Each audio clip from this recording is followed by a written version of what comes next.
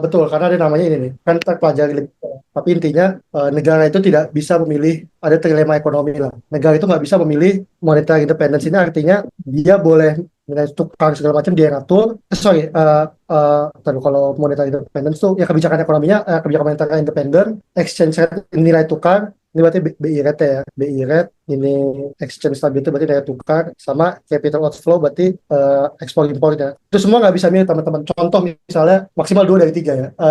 Kalau nilai tuh kalau suku bunga diturunin, artinya SBN akan turun. SBN turun, asing tidak mau masuk. Ketika asing tidak mau masuk, asing keluar. Berarti dijual-jual dolarnya cabut semua. Dolarnya semakin sedikit, dolarnya naik, rupiahnya melemah. Tapi suku bunganya benar kan turun saat ekonomi ngebos. Tapi bahayanya karena dolarnya jadi sangat tinggi, impor jadi mahal. Which is impor itu adalah buat juga bahan baku gitu. Jadi memang itu trade-off-nya sih di situ sih ya, antara nilai tukar itu kalau terlalu rendah, kalau rendah emang kredit jadi lancar gitu ya.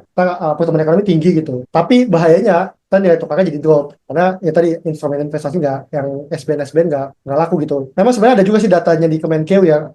Temanku ada yang pakar SBN tuh ngajarin aku kurang paham juga apa pemain detail juga sih mantengin ada kayak SBN tuh kadang-kadang bisa 60% tuh punya asing bahkan yang makan gitu bukan bukan Indonesia. Nah ketika suku bunganya rendah turun, tak hitung-hitungan yield segala macam tapi aku nggak terlalu jago ngitungnya.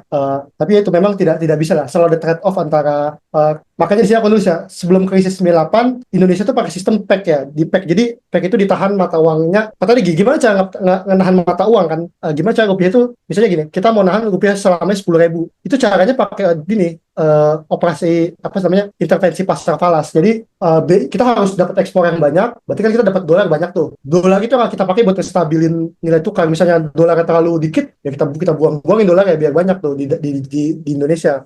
Jadi stabil. Tapi masalahnya karena kita buangin dolar kita, cadangan devisa kita kan menipis. Kita kalau ada krisis mati kita. Nah itu yang terjadi di 98. Salah satunya karena kita mencoba nge-pack kita kan tahan ya. Kita nge-pack dolar kita apa rupiah terhadap dolar, kita nggak bisa cadangan devisa. Begitu kolaps, nilai tukar jatuh, kagak ada kita untuk menstabilkan kalau nggak salah ya, kalau di apa aku baca kuasa untuk bisa menstabilkan kita bisa butuh 100 tapi cadangan itu cuma 30 makanya 70-nya gimana cara stabilinnya. Nah itu IMF datang itu buat nambelin 70-nya misalnya. Nah, itu yang disebut nggak memang susah untuk dapetin semua. Nah makanya sejak termasuk Korea juga kan Korea Thailand itu kan chaos juga pas 98. Korea itu sekarang jadi negara dengan cadangan devisa keempat terbesar kalau nggak salah karena dia sadar dengan kalau dia nggak punya kalau dia mau ngepack dolarnya berarti dia akan ngabisin cadangan devisanya. Tapi kalau cadangan devisa habis ketika mengharuskan di operasi moneter dia nggak ada senjatanya gitu. Makanya tidak mungkin untuk dapat semuanya. Even China juga gitu. Aku nggak tahu China setahu masih di pack juga setahu. Tapi dia pack rendah dia ekspornya tinggi. Ya kalau negara apa Tiongkok tuh senang lah jadi negara kita tuh kan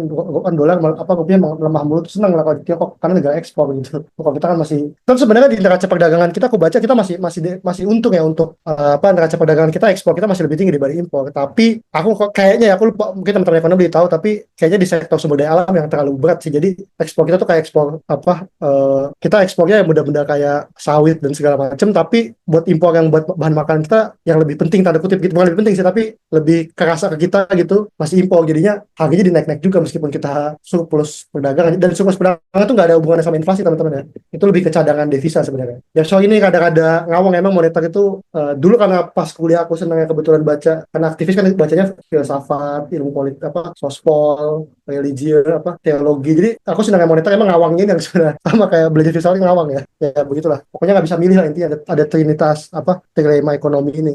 Oke, teman-teman, ini waktunya tinggal 10 menit lagi nih, udah tambahan dari 2 jam yang pertama tadi.